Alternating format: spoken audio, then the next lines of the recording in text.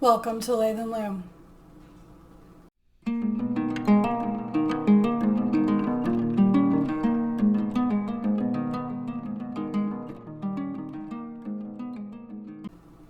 Hi everyone, welcome. This is episode 51 and I am recording on September the 1st, 2025 from Eastern North Carolina in the United States. We've got probably a pretty quick episode today. I've got two finished objects, a kind of semi-finished object, and a new cast on. And we also have the July winner for the Tanks and Tees make along. And so we'll get started.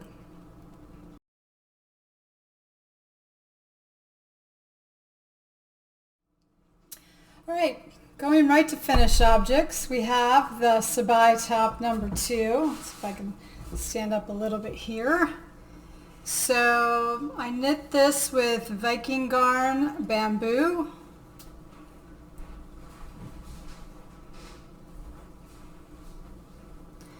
And really like the yarn. It is a little splitty, dependent on, and I was doing this as a travel knit, so wasn't completely knit rounds and rounds without looking, but not too bad kind of once you get used to it.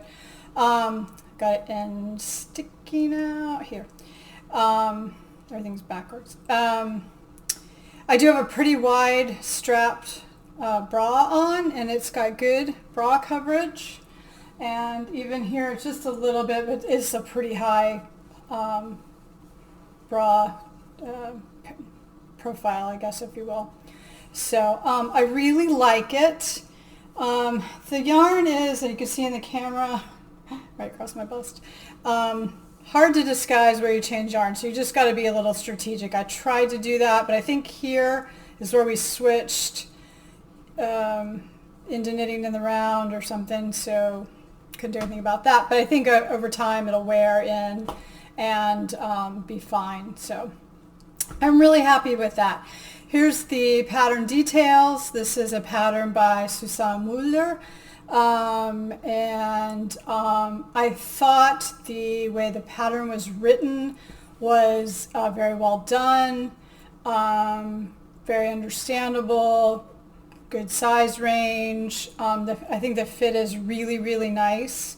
I will definitely, I have spent some time looking through her pattern library, and I would definitely knit from her again. I mean, I think once you find designers that sort of resonate with your style and your fit and the way you interpret a pattern, that's a really great thing. So definitely I'm glad that I tried it. I mean, it was a little bit of, it's so funny, maybe a couple weeks after I cast it on, it seemed like everybody was casting this one on. I had nothing to do with it, but nice to see that engagement. So definitely really enjoy this.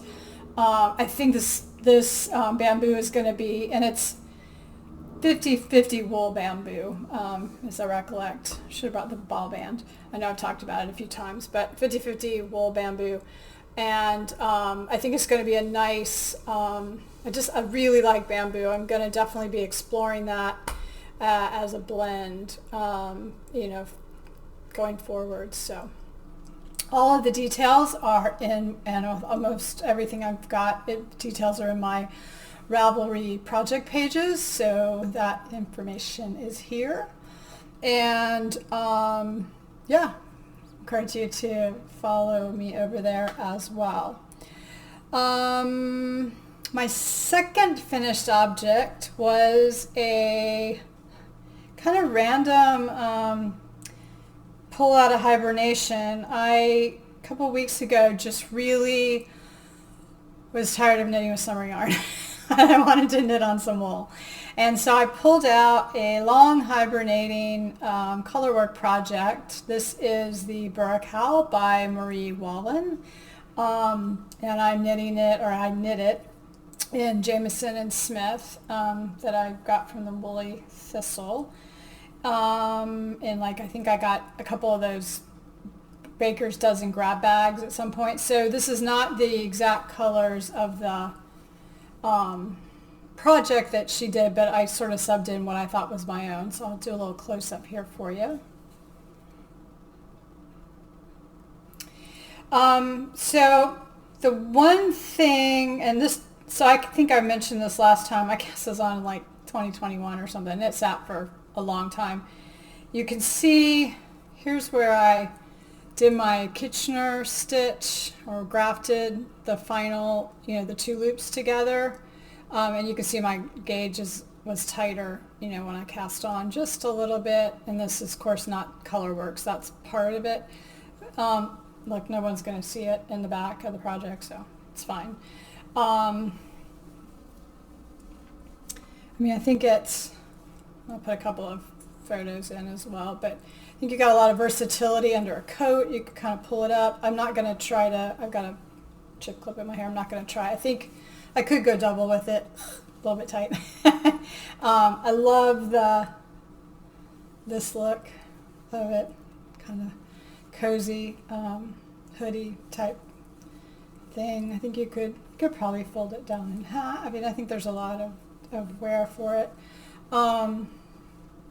So going to be very cozy and warm. I'm super glad to have that one off the needles, but just give you a little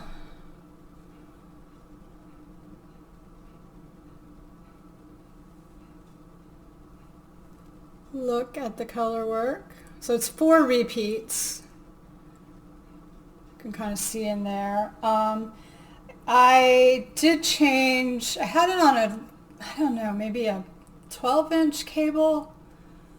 When I switched it to this, and I had been kind of struggling with it, and I knit it inside out, I knit it around. I don't have a lot of issues with floats, but the last,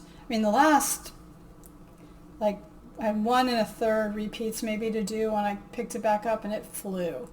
I've just been in the mood to do it. I also started using, I talked about this before too, I think Gudrun Johnston's method for spit splicing, where you're actually taking the ends of the 2 yarns, unplying them, picking off one of each, doubling it over kind of on itself, doing a little quick split splice, and getting that about where the join is. And if I could tell you, so I didn't do that till the end. So you can see part of it I was just tying, but the ones at the end, like, they're really good. Like, I think it's pretty seamless. In the beginning I was weaving them back and forth. So that's a long-term project. You're going to have things that you change along the way, but it's fine. I think it's going to wear really nice. That J&S Jameson and Smith is going to wear beautifully. It'll just keep softening up and be a nice piece to have in our cool weather, which hardly ever happens. Maybe when I travel. Anyway, so that is the Burra Cowl by Marie Wallin. Here's a couple of finished object photos if I have not put them in yet already. So 2 finished projects. Happy to do, and it just feels really good to get those longer term whips done. So I was thinking the other day what my what I still have. I've got the Even Star shawl by, I think, Susan Pandorf, maybe. That cast on a long time ago. It's a big lacy pie shawl. I'll pick that up again one day. Won't be current. I still have my Phoebe tops as my last summer tank. But that's not a long-term whip. I still have Twists and Turns Stephen West shawl that's been sitting. I'll have to bring that on another podcast. I don't really know what to do with that. I would not be able to reclaim the yarn, so I would basically be throwing away, which hurts my heart because there was a lot of knitting in there. I don't have a huge drive to finish it. I have all the yarn. I don't know, if somebody's dying to do half of a twist and turns, let me know. Anyway, so I got that one, and then I think the Battenberg blanket. And then I still have a sweater from last winter, the one with the colorwork sleeves. Its name is escaping me, but again, not super long term. And then I've got another work in progress, that cutting edge vest. So when I get the fall winter knits going, those will come off. So it's really just, I think, those two shawls and the Battenberg blanket. So, and I actually picked up the Battenberg blanket. For some reason, crochet has been a little appealing to me, so I've been kind of working on, it's actually spread out. I was putting squares together. I thought, oh, let me see how many I got, how many I have. It's very tiny. So we'll talk about that on another episode as well. So, oh, I guess speaking of the Tees and Tanks make along, so that ended yesterday, I guess, with the end of August. So this is going to be episode 51. So in episode 53, I'll announce that winner, but off of the comments from this episode. So if you leave me a comment, like, and subscribe for this episode, I would greatly appreciate it. And then we will draw the pattern winner for that one as well.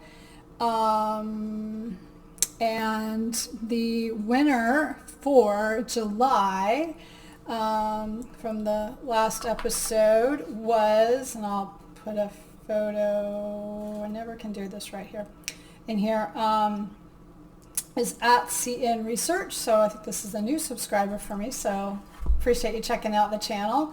Please get in touch with me either through my email or my Instagram. Just send me a message and let me know your Ravelry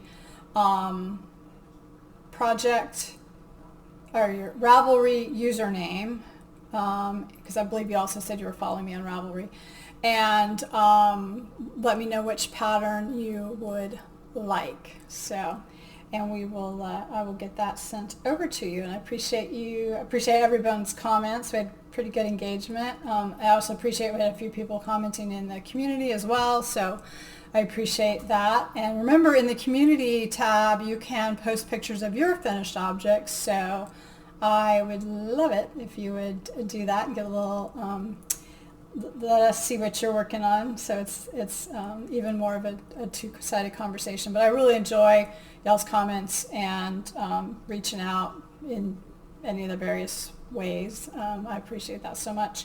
If you are not on Instagram, feel free to reach out by email.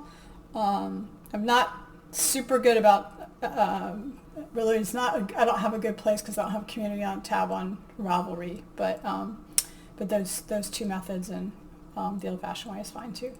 I do have a Discord server. I'll probably look maybe in the winter of like boosting that up a little bit. Right now I'm kind of trying to focus on that YouTube content in the YouTube community there. So for the August drawing for the end of the cowl, why don't you just let us know below what you're planning to cast on next, and what you're looking or hook on, I guess, if you're a crocheter, or tie on if you're a weaver, whatever. What's your next project in the crafty realm? And let me know what that's going on. Alternately, let us know what your favorite Tanks and Tea knit was, that what you accomplished. So we had a pretty good amount of FOs for the cowl, so appreciate everyone's participation there. It was a lot of fun.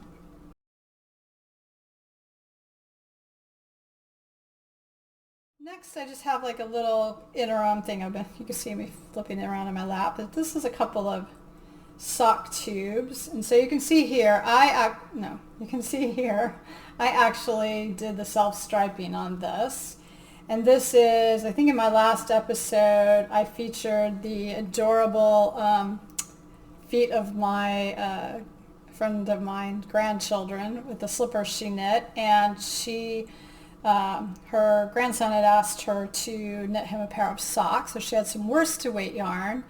And I said, hey, we can do a sock tube, and then you can, cut in the heels, toes, and cuffs on it. So I said that, not realizing it was worsted weight yarn. So I had not ever really done, so I have a Erlbacher Gerhardt circular sock machine, and I had not ever done a worsted weight sock tubes on there, nor had I done for children's feet, obviously.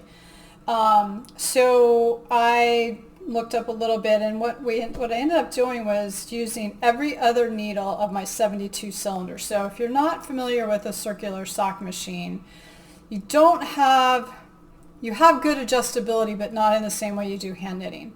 So I have it's got a cylinder on it that has a set number of needles, and I have one that's 60 and one that's 72, and they have other sizes, 48 and 84 and others, depending on the thickness and how many stitches, but obviously on that 72, even on the 60, the needles are too close together to really do a worsted weight. So what I did on the 72 is I took every other needle, so I had 36, and I played with the tension. So you adjust the stitch size, which is really the tension on the cam. Hope that's right. But you get, which is the size, this way of the stitches. And so I think this is quite a nice gauge. It knit up nicely on I believe we were using 3.25 millimeter DPNs to do the toes and cuff. And so what I do is I unwind, and we did this on the other color that she had that was more of a rainbow, did this and then hand knit this cuff. Same with the toe. I hope this is long enough. I think it's going to be long enough. And then cut the heel in with a contrast color. So anyway, it's fine. It's got a little bit of it, almost like a little bit of a rib to it. Anyway, fun experiment. I enjoyed having the opportunity to try that out and have another pair of socks for her. Which brings me to my latest cast on. So I have cast on, I think I talked about this in the last episode, the Crumpet Cardigan.